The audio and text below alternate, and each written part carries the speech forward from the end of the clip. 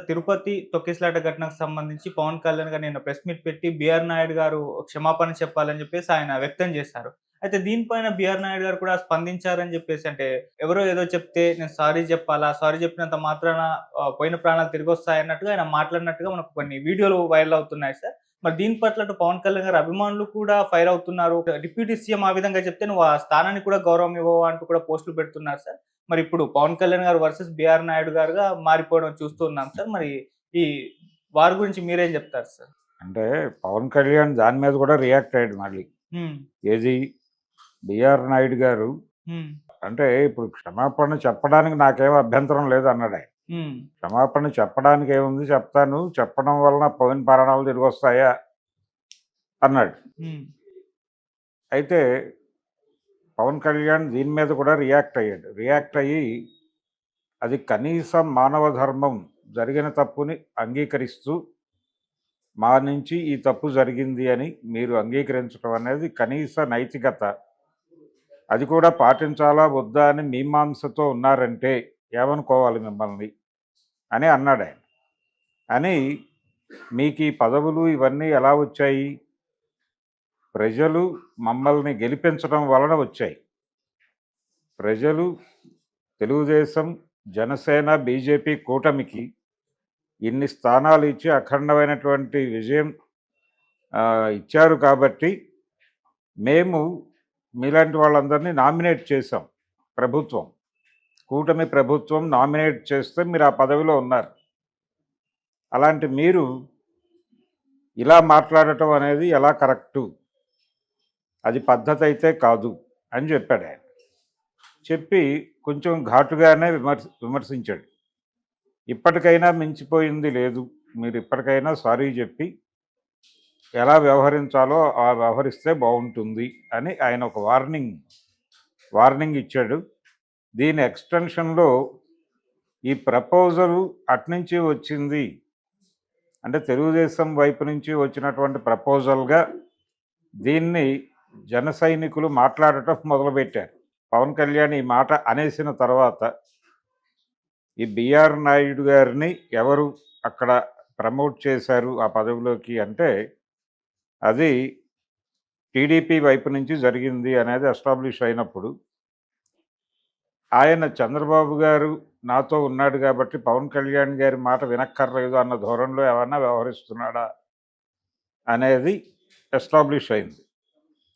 ఇది ఇలాగే గనక ప్రతి ఒక్కరూ వ్యవహరిస్తే నేరుగా చంద్రబాబు నాయుడు గారితో మాకు లింక్ ఉంది కాబట్టి మేము ఇంకెవరి గురించి పట్టించుకోనక్కర్లేదు అన్నట్టుగా వ్యవహరిస్తే అది కూటమి స్పిరిట్ని దెబ్బ కొట్టడం కాదా? అదే గనక జరిగితే, అదే రిపీటెడ్గా గనక జరిగితే కూటమితో కొనసాగాల్సినటువంటి అవసరం ఉందా లేదా అని రివ్యూ చేసుకోవాల్సి వస్తుంది దాకా వ్యాఖ్యానాలు వెళ్ళిపోయినాయి. అంటే మొదటేమో ఈయన సారీ చెప్పమనగానే ఆయన సారీ చెప్పేసి ఉంటే పోయేది. ఆయన సారీ చెప్పకుండా సారీ చెప్తే పోయిన ప్రాణాలు వస్తాయా అనటం, దాని మీద మళ్ళీ ఈయన రియాక్ట్ అవ్వడంతో జన సైనికులు ఇది కూటమి స్పిరిట్కి ఇబ్బంది కలిగించేటువంటి అంశం అని కొంతమంది మాట్లాడారు. ఆ మాట్లాడిన మాటల్ని పట్టుకుని వ్యాఖ్యాతలు, రాజకీయ విశ్లేషకులు రంగప్రవేశం చేసి ఇది కూటమి స్పిరిట్ని దెబ్బకొట్టే విధంగా ఉంది అని ఎప్పుడైతే అట్నుంచి ఒక డైలాగ్ వచ్చిందో అయిపోయింది, కూటమి బద్దలైపోబోతోంది, చంద్రబాబు వర్సెస్ పవన్ కళ్యాణ్గా మారుతోంది అనే టోన్లో వ్యాఖ్యానాలు చెప్పడం మొదలుపెట్టారు. దీన్ని లీడ్ తీసుకుని కొన్ని ఛానల్స్ చంద్రబాబు నాయుడు గారు వేరే సందర్భంలో ఒకరితో ఒకరు ఎలా వ్యవహరించాలి, అధికారంలో ఉన్నవారు కానీ పదవుల్లో ఉన్నవారు కానీ అని మాట్లాడిన ఒక స్పీచ్, ఆ స్పీచ్లో ఉన్నటువంటి ఒక ముక్కని తీసుకొచ్చి పెట్టి పవన్ కళ్యాణ్కి వార్నింగ్ అన్న పద్ధతిలో థంబ్నెయిల్స్ పెట్టి ప్రమోట్ చేయడం మొదలుపెట్టారు. ఇది టోటల్గా జరుగుతున్నటువంటి రచ్చ. ఇది ఎప్పుడైతే ఇలాంటి ప్రచారం మొదలైందో జనాలు దీన్ని చూస్తారు. ప్రతి ఒక్కరూ ఏదో ఒక సమయంలో ఈ సోషల్ మీడియా నెట్వర్క్స్లోకి ఒక దృష్టి సారించడం అనేది జరుగుతోంది అన్ని వయసుల వారు. ఈ సారించిన సందర్భంగా ఈ వార్త అట్రాక్ట్ చేస్తోంది వాళ్ళు. ఏది ఈ తిరుమల ఘటన నేపథ్యంలో కూటమిలో విభేదాలు, ఇది దాదాపు కూటమి విచ్ఛిన్నానికి దారితీస్తోంది అనేటువంటి అభిప్రాయం కలిగే విధంగా నడుస్తోంది ఈ చర్చ.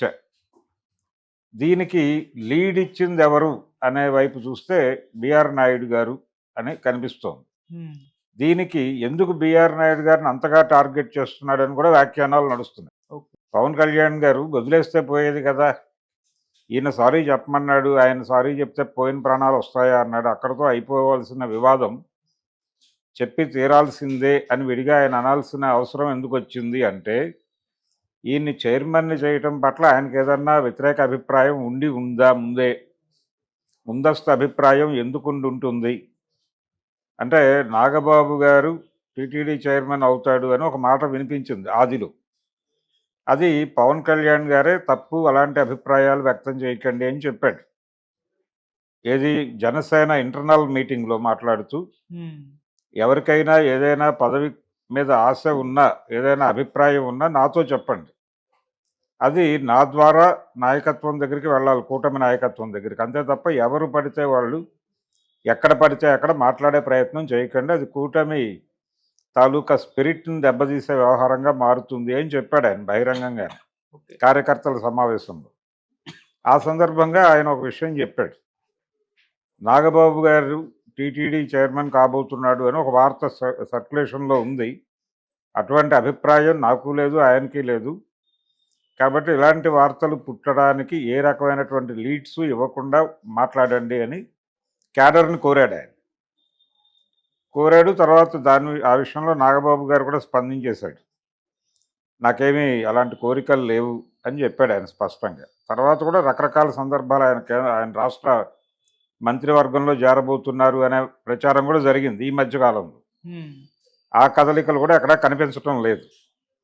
ఎప్పటికప్పుడు నాగబాబుని ఎక్కడో చోట లొకేట్ చేయాలి అనే అభిప్రాయం కలగటము, ఆ లొకేట్ చేయడానికి చంద్రబాబు సహకరించకపోవడము జరుగుతోందని, అందుకే టీటీడీ చైర్మన్ విషయంలో ఆయన కొంచెం ఘాటుగా రియాక్ట్ అయ్యాడని కూడా వ్యాఖ్యానాలు నడిచిపోతున్నాయి బయట.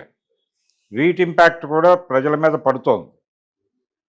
ఇలా నెమ్మదిగా కూటమి స్పిరిట్ని, అంటే పబ్లిక్లో వీళ్ళ మధ్య విభేదాలు ఉన్నాయనేటువంటి ఒక అభిప్రాయాన్ని బలంగా నాటడానికైతే ఒక ప్రచారం, అంటే గుసగుసల ప్రచారం అనేది యాక్చువల్గా తెలుగుదేశం పార్టీ స్ట్రాటజీ. హ్మ్.